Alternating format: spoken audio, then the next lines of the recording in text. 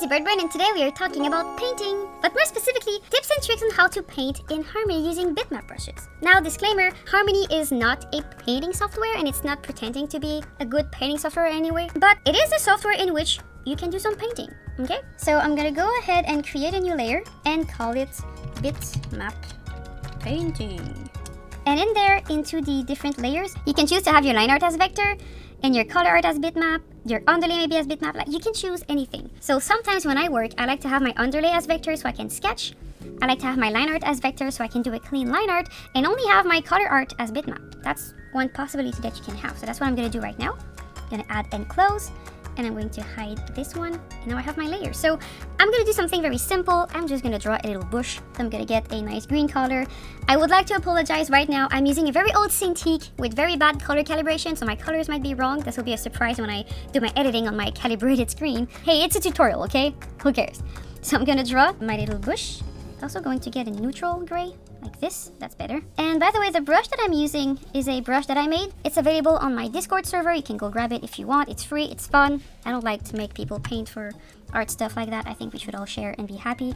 That's my shape of my bush. It's done in Bitmap. And don't be afraid to go into the properties of your brush and play with them. It's very fun. I like my brush to be a bit more solid, but sometimes you might want them to be a bit more on the less opaque side. And I'm gonna do that and create maybe my Z square 02. And this will be the less opaque version. See, you can have many different brush and they're all gonna be fun to use. Now that I have this, if I want to do my highlight and my shadows, what you can do is click on your color and pick it. And then if I go to my color section here, you will have the bitmap color slider. It is a bit different than the color picker you have for vector lines, and the advantage of using bitmaps is that you don't need to create one like color pot for each color you have. You know, when you work in vectors on a vector layer, you have these palettes and every color needs to have its own little palette. When you work with bitmaps, all you have is a slider, so when I create a color, I will not necessarily have it in my bank. You can have it if you want here, that will be a bitmap color, but it's just like a reference that you're gonna use later. It's not like with the vector palettes. Okay, so I'm gonna go here, just make my little palette in my corner as well so I can reuse it. So this is my mid. And then to get your dark and your highlights, what I suggest, of course, it depends on your settings, it depends on the mood you're going for. What I will 100% suggest though, is not to only use the values. This is often a beginner's mistake when we do painting. I was like that when I started to paint. I was like, if this is my mid and my lights needs to be lighter, I'll just take my slider and get my lighter color here. And then go to my values and get my darker color, and this is gonna be my darks. Which works, but it could be better. So the other way to do it, and it's a very foolproof way, okay? I'm not a big painter in any shape or form, but I've got some basic knowledge about it.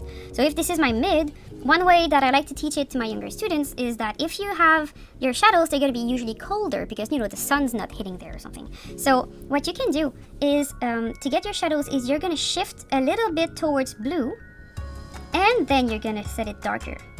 So this is going to give me my shadow colors. And then if I go get my lights, I'm gonna go ahead and get my mid again. And then I'm gonna, yes, make it lighter, but I'm also gonna shift it a bit towards yellow so that I get something nice like this. See, the difference is not that huge, but this one looks a bit more inviting and natural, and this one looks a bit more flat in general.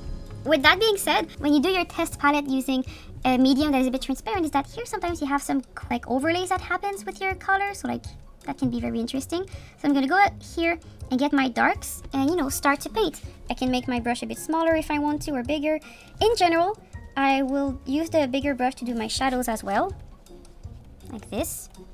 And for now, I'm not using anything to prevent my paint from going everywhere.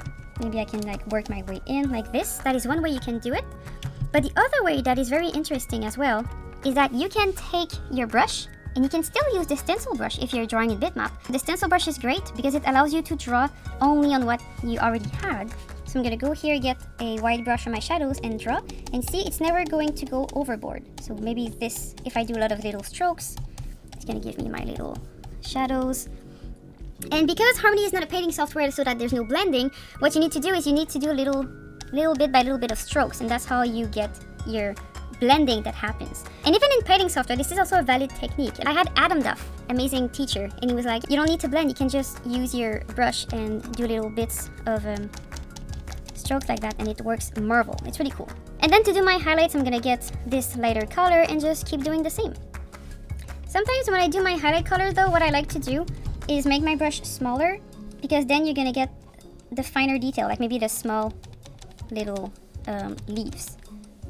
That happens. And then you can go ahead and color pick to get maybe a color that is less shiny, that is less light.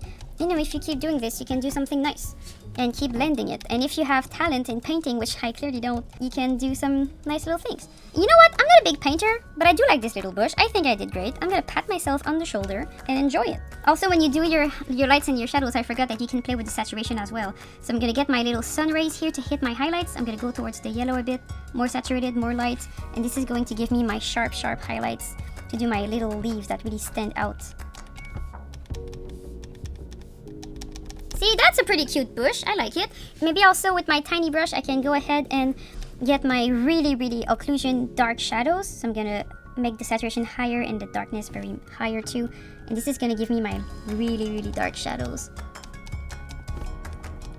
And give a lot of depth to my little bush. And that's how you would do it. Painting in harmony, gentlemen. It's possible and it looks kind of neat. I remind you, if you want to get my cool square brush, you can find it on my Discord. And otherwise, I'm gonna see you again next week. Bye-bye.